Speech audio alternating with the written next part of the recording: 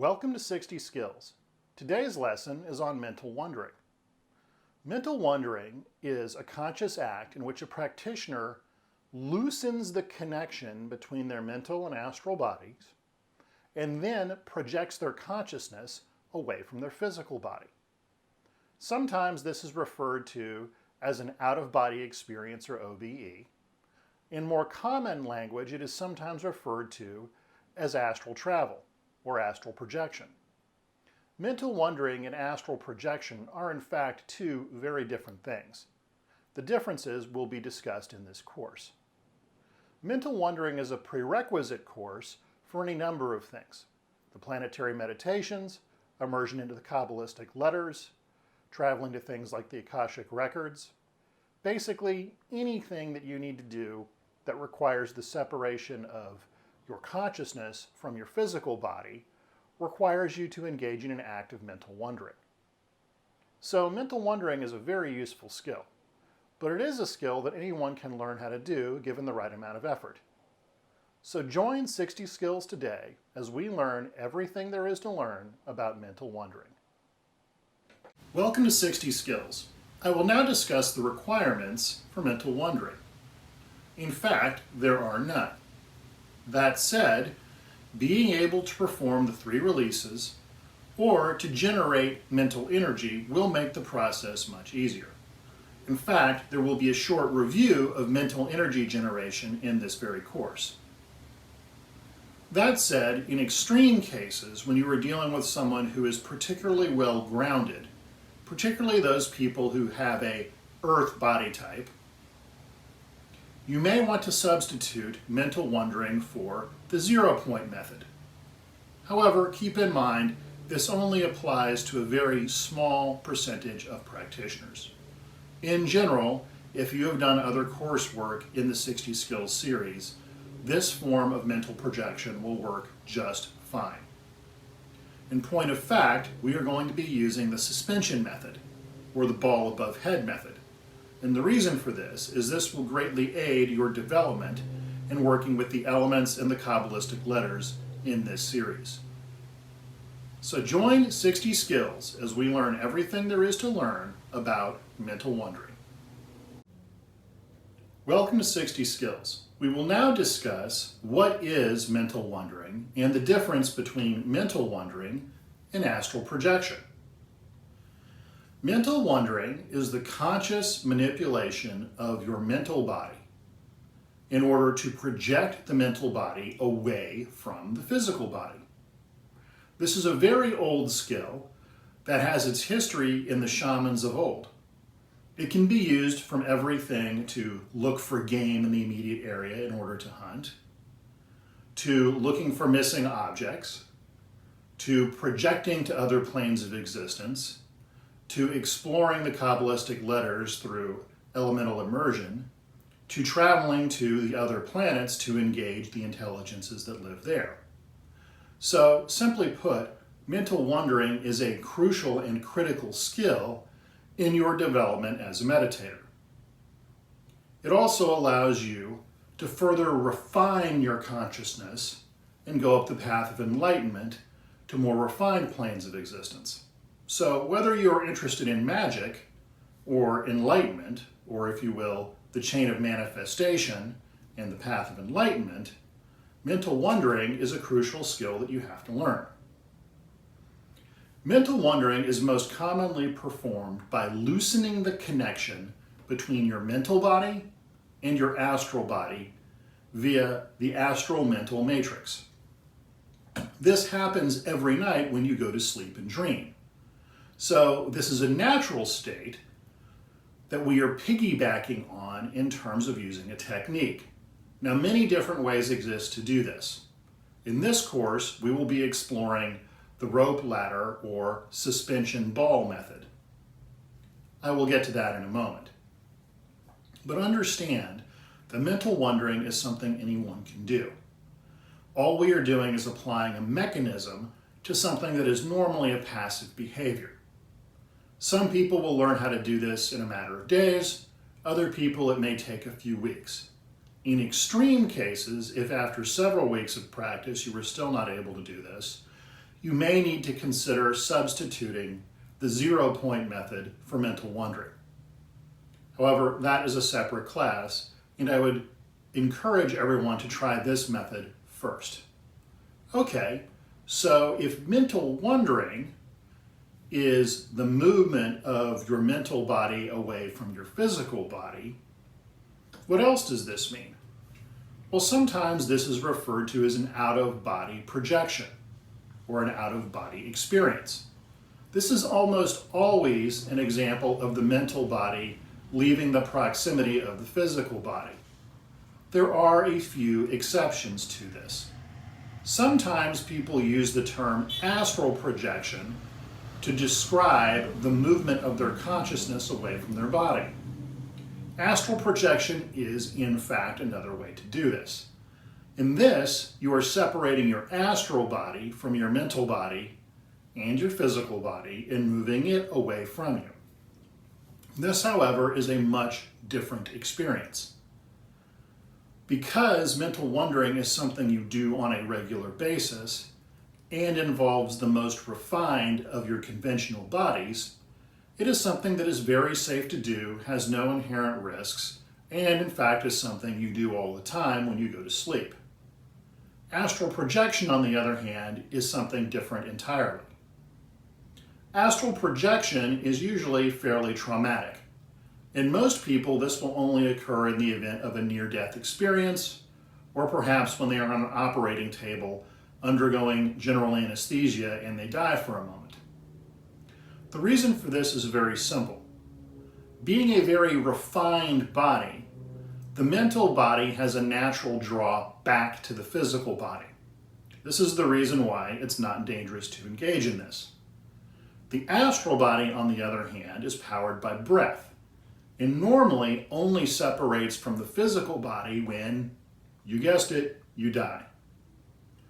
While there are very specific reasons for wanting to project the astral body away from the physical body, and these mostly involve magical or high-level meditative pursuits, there is no practical reason to engage in this on a day-to-day basis.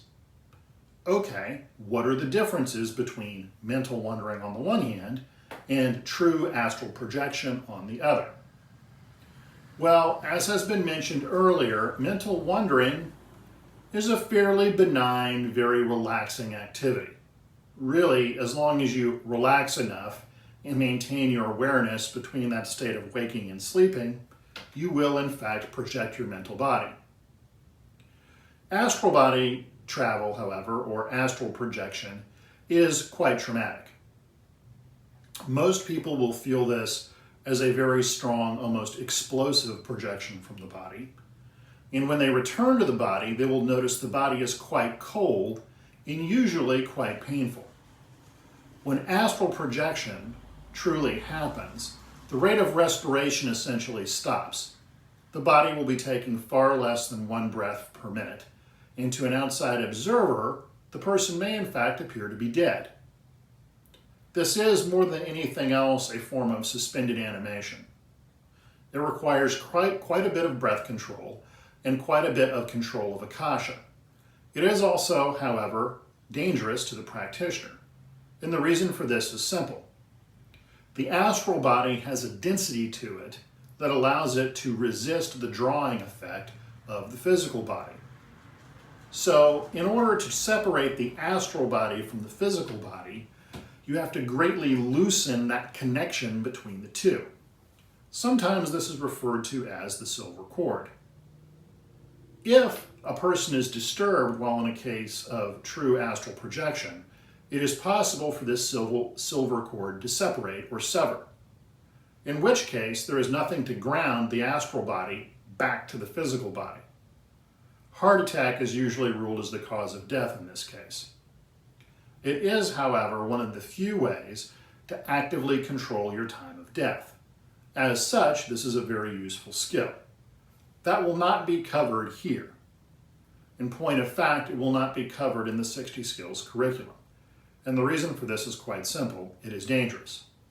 That said, if your level of Akashic skill and manipulation is high enough, you can easily figure out how to do this.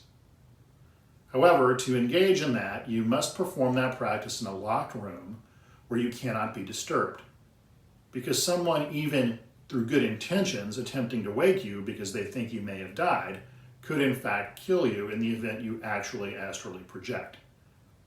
We will not be covering any of those techniques here, and so you do not need to worry about that. Mental projection, on the other hand, is perfectly safe. And that will be the topic of today's course. Let us begin. Welcome to 60 Skills. We will now cover body types and mental wandering methods. Generally speaking, there are 4 body types that most people have. 1, you have a fire body type. This is your classic mesomorph. 2, you have an air body type. This is your classical intellectual, usually quite thin, kind of spacey, has a hard time grounding themselves in physical activity. 3, a water body type. This is your classic emo kid or pear-shaped body practitioner who has a high degree of physical empathy. And finally, your earth body type. These people tend to be quite large and very heavy and are exceptionally grounded. The techniques utilized in this course will work very well for the first 3, fire, air, and water body type people. A true earth body type person will usually have a difficult time initially projecting from their body using the rope ladder or ball above head method that we will describe here. For that kind of practitioner, or for practitioners who have tried many other out-of-body projection techniques and failed, I would strongly suggest utilizing the 0-point method. This will require learning how to establish equilibrium and the 3 releases, but in general, that will work for anybody. Also, once somebody has mastered that technique, the other mental wandering techniques work quite well. Also keep in mind that aside from rough body types, which dictate the ease in separating that mental body from the physical body, lifestyle habits also play a very big role. As a practical matter, smoking tobacco or ingesting exogenous nicotine locks the bodies together. This is beneficial on many levels because it dampens down on emotional activity and helps people to concentrate. That said, I don't know of anybody who can smoke a couple of cigarettes and then project out of their body with ease. It usually makes the process much more difficult unless they are an extreme air body type. That said, a variety of narcotics make this process much easier, hallucinogens in particular. However, the use of those compounds frequently causes damage to the subtle bodies and over a long period of time is very unhealthy for a practitioner. Alcohol, on the other hand, has a tendency to loosen the connections between the subtle bodies.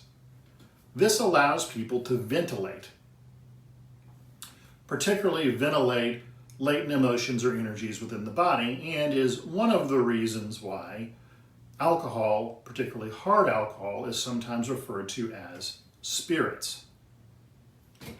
Diet and exercise also make a big difference in your ability to project. People who are overweight tend to have a harder time projecting, mainly because their consciousness and the energy of their body is locked into all of this additional adipose tissue.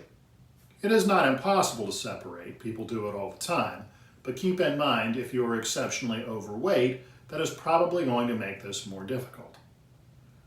Additionally, you have to keep in mind that projection of the mental consciousness or your mental body from your physical body does require a little bit of mental energy.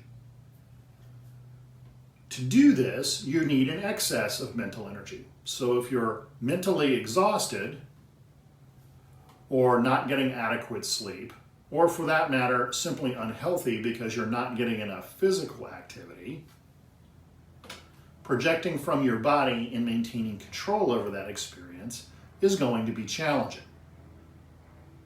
So keep in mind that body type is not the only thing that impacts your ability to do this. If you are generally healthy, practice of these techniques for a couple of weeks should be more than sufficient to attain this state of separation. If that does not occur, you need to start looking at your lifestyle habits and seeing if anything is interrupting with that. Smoking, drug use, being out of physical condition, being excessively overweight. All of these things can impact your ability to project out of your body. Do not assume that you are naturally an earth body type.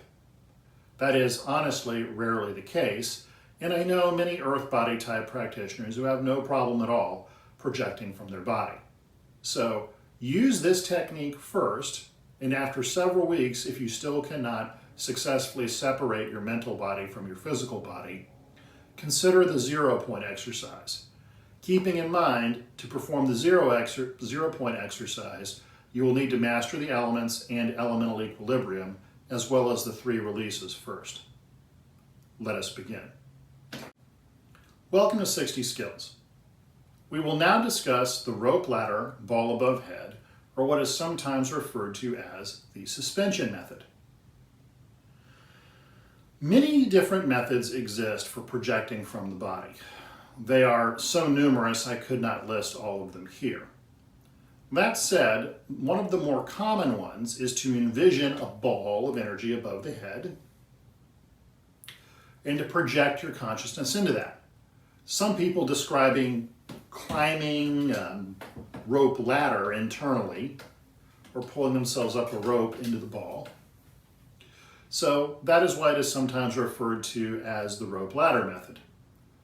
In this course, we are utilizing the ball above head or suspension method because this can be used later on to move the elements down through the body and to work with external energies in a way that benefits the chain of manifestation, which allows you to bring subtle energy into the real world. For this reason, the suspension method is multifaceted and has a variety of uses. Now, for the purpose of this course, what you will be doing is you will be generating a large amount of mental energy, which in turn loosens that connection a little bit between your mental body and your astral and your physical bodies, making it easier to project. And then you will be placing your attention on the ball above the head. This will facilitate an out-of-body experience, specifically mental wandering. Now, in this case, we are using the path of enlightenment. So what we were doing is we are projecting our consciousness upwards. In the chain of manifestation, what you do is you generate an energy in that ball above the head and bring it down into the ground. While that will not be covered here, it is an application you need to be aware of. Now, why would you want to place your attention above your head, and what can you do with this? As a general rule, the more refined states of consciousness are actually easier to access than the states of consciousness nearer to our physical body. In point of fact, the closer you place your attention to your physical body externally to it, the easier it is for your mental body to be drawn by gravity back into the physical body. Because the space above our head is not a space that we normally occupy on a day-to-day basis physically, and this is kind of the reach of what someone can do, and isn't something most people can comfortably look at for any length of time, it is surprisingly one of the few places near the body where it is relatively easy to separate your consciousness from the body. It is a curious thing. Now, once your mental body is separated adequately from your astral or physical body, you can then determine where you want to go with this. Use of hallucinogens tends to cause a random effect, where whatever the mind and body of the practitioner is primarily focused on results in the place that they go to. By using the mental wandering technique of suspension method or ball above head or the rope ladder technique, this gives a practitioner conscious control over where they choose to go. After this, it is largely a tuning fork method. So this is what we are going to practice in this course, and this is why it is important. In point of fact, if you get good enough at this technique and merely project your consciousness into a sphere of light above your head, that can be an enlightenment level technique all by itself. Although if you choose to use this technique, I would strongly recommend you look up the single point of focus exercises and go over the merge with light exercise. That being said, I now believe you have a basic understanding of the suspension method for projecting your mental body out and away from your physical body. Let us begin. Welcome to 60 Skills. We will now discuss the taxic nature of mental wandering or mental projection. Keep in mind the separation of the mental body from the astral and physical body does require a little bit of energy. Not a whole lot, but a little bit. This is sometimes referred to as the three transformations in traditional Chinese thought, the conversion of Jing to Qi to Shen. On a day-to-day basis, doing this is not very taxing or expensive on your system. However, if someone engages exclusively in mental wandering over a very long period of time, there can be a wasting effect in the body. Now, the only people I have personally seen this happen to tend to spend a lot of time mental wandering, usually on the order of at least 2 hours per day. This can vary a little bit depending upon your health, and keep in mind, mental wandering is not something you should engage in if you are ill or have other serious physical problems. It will, in fact, drain a little bit of energy off of you.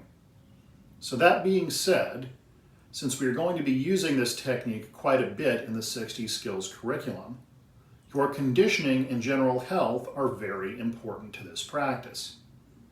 If you have an inappropriate diet, and that will be discussed in a moment, or otherwise have serious health problems, you should engage in techniques that reinforce your health before engaging in mental wandering. That said, people who are severely ill, unless they are in fact on the point of death, usually have a hard time projecting from their body. And they do so because they simply lack the energetic reserves necessary in order to do so. As a result, if you have a great deal of difficulty projecting from your body, you may want to look around at some environmental conditions or behavioral factors that are negatively impacting this. So keep in mind, while mental wandering does require a little bit of excess energy, it doesn't require much. But if you're going to be using this technique frequently or for extended periods of time, you are going to need to take steps to reinforce the physical body, or your health will in fact suffer. And this leads to one other issue involving the taxing nature of mental wandering. You need to have a reason for engaging in this activity. If it is involvement in the path of enlightenment, that's a good reason. If, on the other hand, you are interested in the chain of manifestation, or the drawing of energy down into the physical, and you need to go talk to various entities in the subtle worlds to figure out how to do these things, that again is another good use. If you are using mental wandering to enhance your creativity and ingenuity because you're an inventor or a writer or a creative type person, this is another good use of that activity. That said, I have personally met many people who waste a large percentage of their time engaging in mental wandering. This is little more than tourism. And the simple fact of the matter is, this isn't healthy for you. It is A, taxing, and B, not accomplishing anything. And that not accomplishing anything tends to be the most expensive part of the activity. Don't get me wrong, when you first start doing this, it's a wonderful adventure. You can see places that most people have to read a fantasy book to encounter, and unlike for them, where this is merely a book they're reading, this is something your consciousness is actively engaging with. It's fascinating. But that said, we are not designed to spend our entire lives tripping out of our skull. We are designed, and we come and incarnate in this world to accomplish things. So what I'm saying is, do not use mental wandering as a form of escapism.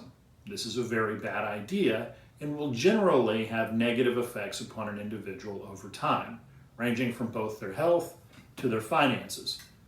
Because let's be honest, mindless entertainment is time not spent concentrating on making a living, getting an education, holding down a profession, or raising a wonderful family. It is, in fact, a complete waste of time. And as serious meditative practitioners, or perhaps magicians, we are engaging in these activities to enhance our life's purpose, not to avoid our responsibilities in the real world. So keep in mind, mental wandering can be slightly taxing physically, and you will need to take steps to reinforce the physical body. Following a good diet, that will be discussed in a moment, getting adequate exercise, and generally taking care of yourself is more than enough attention to take care of this. That said, if you engage in this activity for an extended period of time on a regular basis, particularly if you were doing this as a form of escapism, you will find this activity increasingly more taxing upon your body and your mind. And this is intentional. It's the universe telling you to knock it off. So, let us begin. Welcome to 60 Skills. We will now discuss the role of diet in mental wandering. This is not a how-to guide in terms of diet. I have seen people utilize any number of different dietary strategies and be just fine. Everything from raw vegan to pure carnivore, I've seen work out great for the right person. What I'm here today to do is to describe to you some of the differences you're going to see in terms of mental wandering ability and diet. All right, let's cover the 800-pound gorilla in the room. Vegetarianism, or specifically veganism. In general, this will make it easier to project from the body. That said, it also tends to polarize what you see into light or dark. This is neither good nor bad, but it does explain some of the writings that you see from people. Whether that diet is healthy for you or not, I will leave for a different discussion. It simply isn't conducive to what we're trying to do here. But the fact of the matter is, a vegetarian or specifically vegan diet in particular tends to unground people slightly. This ungrounding, by extension, can make it easier to project your mental body from your astral or your physical body. So from that standpoint, a vegetarian diet can be very useful. Well, what about a carnivore diet? Interestingly enough, a carnivore diet doesn't make much of a difference one way or the other. Surprisingly, the thing that tends to ground people out the most is eating a combination of meat and heavy carbohydrate consumption. The additional insulin release caused by this tends to ground people out and can make it very difficult to leave the body. So what I'm saying here is you don't need to follow any one particular dietary strategy to engage in successful out-of-body projection. That said, depending on what you're attempting to grasp, out-of-body projection or the chain of manifestation, a heavier diet may be more useful for grounding the body out, and a more plant-based diet may be useful for easing the projection from the body. This has nothing to do with spiritual development, and I haven't seen one difference either way. For example, the Tibetans typically engage in a meat-heavy diet, and they are certainly some of the more advanced practitioners out there. Vegans, on the other hand, are notorious for their spiritual advancement as well. So again, it doesn't really seem to matter which one you follow, as long as you have a diet that works for you. What I can say is people carrying around excess adipose tissue tend to have a harder time with this than people who do not. So regardless of what dietary strategy you care to follow one that allows you to maintain your body composition. Because body composition that is out of whack, whether too frail from not getting enough calories, or being too heavy from having too many, makes things harder. Now, I will say one thing that I have seen. A diet that is heavy in artificial chemicals or artificial food products tends to make out-of-body projection more difficult and tends to make the things that are seen a little weird.